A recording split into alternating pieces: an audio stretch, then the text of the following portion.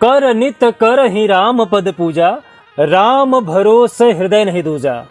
कन्या राशि के जो जातक हैं, यदि आपके कुंडली के सप्तम भाव पे राहु महाराज जी बैठ जाएं और कुंडली के प्रथम भाव पे लग्न में केतु महाराज जी बैठ जाएं, तो ये आपके लिए बहुत ही गलत रिजल्ट लेके आते हैं। 7 और 1 का जो इनका कॉम्बिनेशन रहता है राहु केतु का, ये आपके कुंडली में हमेशा दुखदायी रहता है। ये आपके दुख के प्रमाण में वृद्धि करते हैं, आपके ऐश्वर्य में कमी लाते हैं। तो यहाँ पर राहु केतु बैठ के आपके किस किस भाव पे क्या क्या परिवर्तन करेंगे, राहु केतु को मजबूत बनाने के लिए आपको क्या उपाय करना चाहिए, एक एक करके सारी चर्चा मैं इस वीडियो में करूंगा।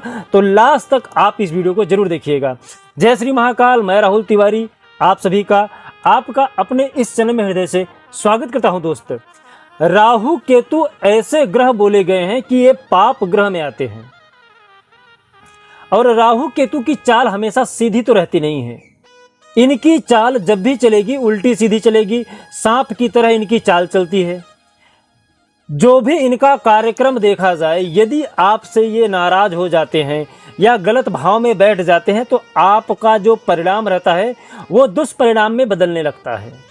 और यदि ये आपसे खुश हो जाएं, आप पे प्रसन्न हो जाएं, तो जो आपका दुष्परिणाम है वो आपको अच्छे परिणाम में बदल देंगे। जहां आपको हानि लगने वाला था, वहां से आपको लाभ मिलने लगेगा। कहा जाता है यदि राहु आप पे प्रसन्न हो जाए तो आपको राजा बना देते हैं, और यदि आपके ऊपर नाराज हो जाएं तो ये आपको रंक बनाने में, भिखारी बनाने में बहुत ज़्यादा समय नहीं लेते हैं। ग्रहों के सबसे ज़्यादा मजबूत ग्रह बोले जाते हैं सूर्य महाराज, जो ग्रहों के राजा बोले जाते हैं। लेकिन राहु केतु का ऐसा कॉम्बिनेशन होता है, ऐसी युक्ति होती है कि सूर्य महाराज पे भी ये ग्रहण लगा देते हैं। जितने भी ग्रह हैं सब सूर्य महाराज से तेज लेते हैं, प्रकाश लेते हैं। लेकिन राहु केतु ऐसे ग्रह हैं, यदि अपनी चाल चलते हैं तो ये सूर्य महाराज के ऊपर भी ग्रहण लगा देते हैं। ऐसा इनका तार्किक बुद्धि होती है, ऐसा इनका कॉम्बिनेशन होता है, ऐसी इनकी दिनचर्या होती है, ऐसा इनका जो मिजाज होता है। ये जो भी चाल चलते हैं बहुत ही सोच समझ के चलते हैं, और हर चाल में कुछ न कुछ आपके लिए रिजल्ट भरा रहता है। यदि आपसे प्रसन्न है तो वो रिजल्ट आपके लिए सुखदायी होगा, और यदि आपसे नाराज हैं तो वो रिजल्ट आपके लिए दुखदायी होगा।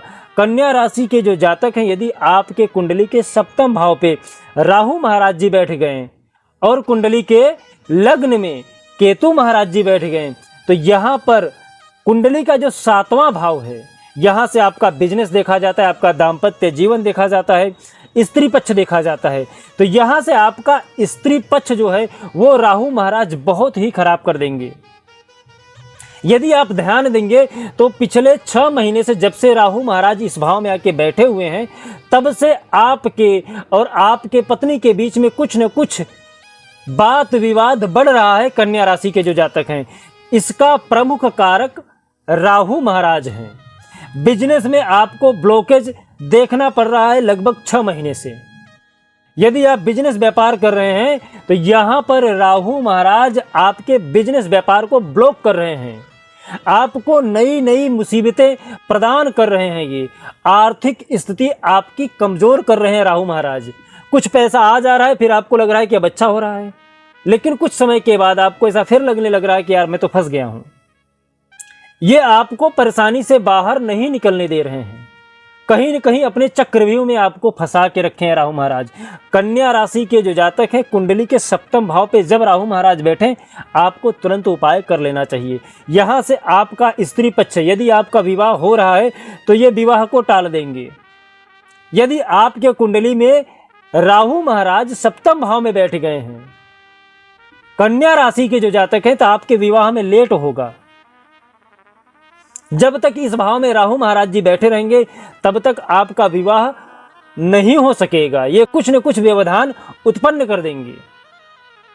तो जिसकी शादी नहीं हो रही है वो खासकर अपनी कुंडली में देख लें, क्या राहु महाराज कुंडली के सप्तम भाव में बैठे हुए हैं क्या। कन्या राशि के जो जातक हैं उनके लिए बता रहा हूं। केतु महाराज यदि कुंडली के लग्न में बैठ जाते हैं तो यहां से आपकी जो सुंदरता है कुंडली का जो प्रथम भाव होता है, लग्न होता है, यहाँ से आपकी सुंदरता देखी जाती है, आपका आत्मसम्मान देखा जाता है, यहाँ से आपका रुतबा देखा जाता है, प्रतिष्ठा देखा जाता है, आपका स्वास्थ्य देखा जाता है। तो यहाँ पर केतु महाराज आपके मन में संशय उत्पन्न कर रहे हैं। यहाँ पर केतु महाराज आपको भय उत्पन्न कर रहे हैं, आपकी सुंदरता में कमी ला रहे हैं। केतु महाराज यहाँ पे आपको भ्रमित कर रहे हैं। जो भी आप कार्य करने जाओगे, आपके अंदर कॉन्फिडेंस कम कर देंगे, आपको ऐसा लगेगा कि ये कार्य मैं कर ही नहीं पाऊंगा, या फिर ओवर थिंकिंग दे देंगे। जो कार्य आप नहीं कर सकते हो वो कार्य भी करने की साहस आपके अंदर बढ़ा देंगे। जहां पे आप पूर्णतः फेल होने वाले हो, ऐसा कार्य करने पे आपको मजबूर कर देंगे। और लास्ट में आपको ये लगेगा, एहसास भी हो जाएगा कि मैंने एक गलत फैसला ले लिया। फिर आपके मन में ऐसा लगेगा कि यार मैं ऐसा फैसला क्यों ले लेता हूँ, बार बार मुझे ऐसा तकलीफ का सामना करना पड़ रहा है, बार बार मेरा मन मुझे ये बताता है कि मैं ये कार्य नहीं करूँ। फिर भी किसी भ्रम की अवस्था में कोई एक नया निर्णय लेते समय आप अपने आप को भ्रमित कर लेते हो, कुछ गलत निर्णय ले लेते हो। तो ये जो राहु केतु हैं, ये गलत भाव में बैठे हैं। कन्या राशि के जो जातक हैं, हर तरीके से राहु केतु आपको दुष्परिणाम दे रहे हैं। तो राहु केतु को मजबूत आपको तुरंत कर लेना चाहिए। तो राहु केतु को शांत करने के लिए कन्या राशि के जो जातक हैं वो क्या उपाय करें?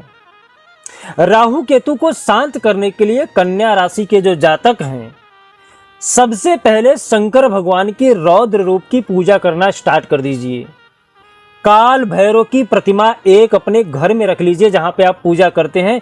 इससे जो आपके कुंडली के राहु केतु हैं वो शांत हो जाएंगे।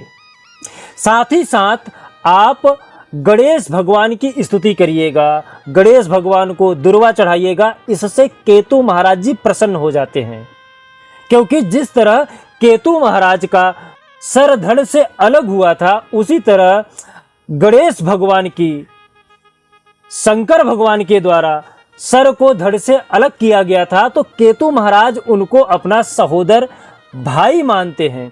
यदि आप गणेश भगवान की स्तुति करेंगे, उनका पूजा अर्चना करेंगे, इससे केतु महाराज प्रसन्न होते हैं।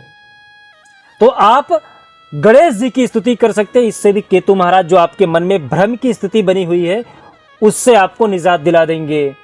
और आपको हर शनिवार के दिन, शुक्रवार के दिन एक मुखी दिया बजरंग बली को अर्पण कर देना चाहिए। और साथ ही साथ काला तिल शिव जी पर जब आपको समय मिले आप जरूर अर्पण करते रहिएगा। इससे आपके कुंडली के जो राहु केतु हैं वो मजबूत हो जाएंगे।